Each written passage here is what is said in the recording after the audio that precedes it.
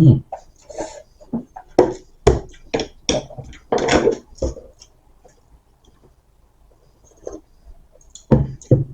Oh, tsaka tinapay. Kain tayo. Umad lang ako ngayon, 1 meal a day.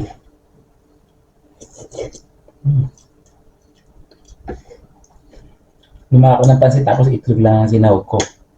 Kasi may nakikita ko dati, nilalagay, sinasama yung dinuguan. Pero syempre hindi lahat. Sarap nito. Hmm. Nagawa niyo ba ito dati? May mga karinderya na nagtitinda sa Pilipinas na sinasama yung pansit sa dinuguan. Kaya hindi ko na siya sinahugan ng gano'ng itlog lang. Tapos yung tinapay.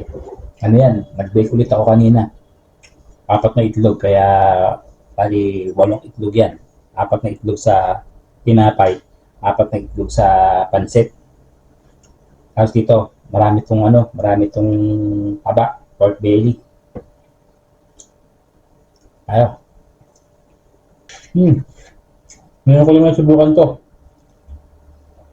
Nilalagay yung dinuguan. Napanood ko lang sa social media. Sarap nga.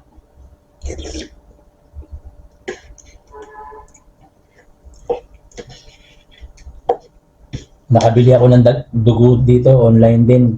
Ang galing, naka-styro. 1 litro. Kakahalaga ng 16 RMB. Ang nagamit ko siguro wala pang kalahati.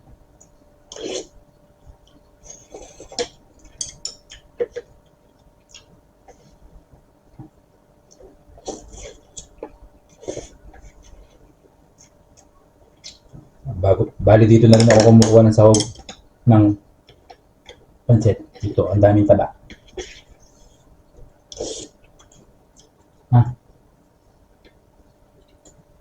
Tapos coffee black para merienda rin sa Pilipinas. Pero naka-low carbs.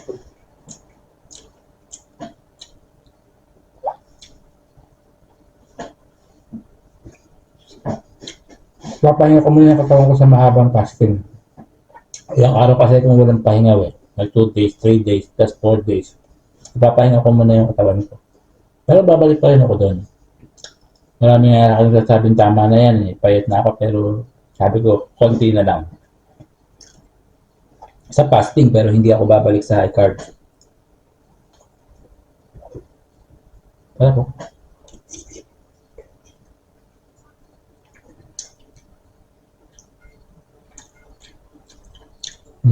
Sila. Masarap nga naman ang pag maraming siling berde. Gusto ko na yung pansit na may dinuguan.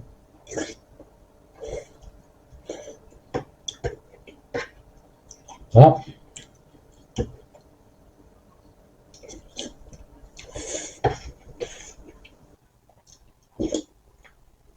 Sarap. Ang gusto ko sa dinuguan. Hindi malabnaw. Hindi din naman sobrang lapot na pang-temporado. Ang dami ko lang natutunang luto dito. First time ko lang din itong niluto. Pero kahit first time, yung panlasa ko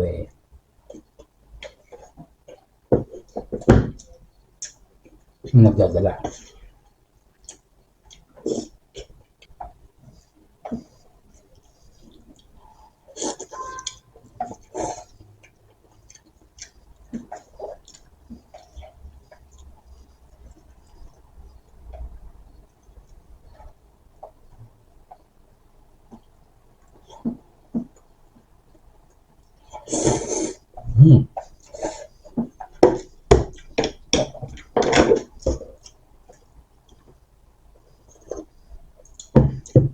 Oh, tsaka tinapay.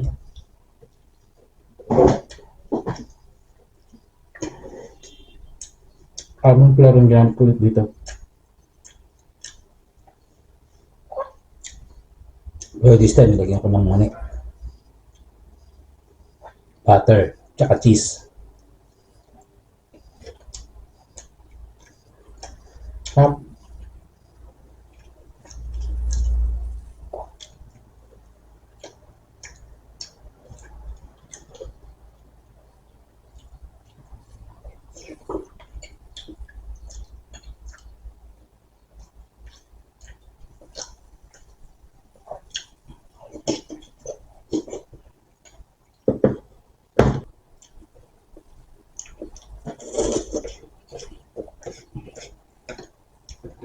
Sarap. Sarap sa dinuguan.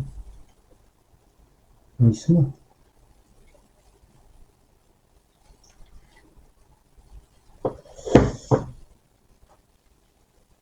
Sarap. Ito. Hmm.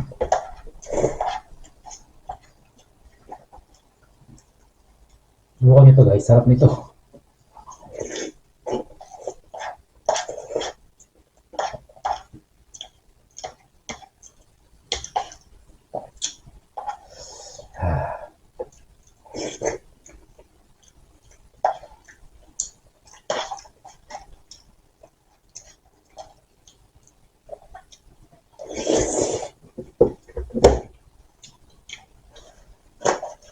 Yun lang. Bye bye.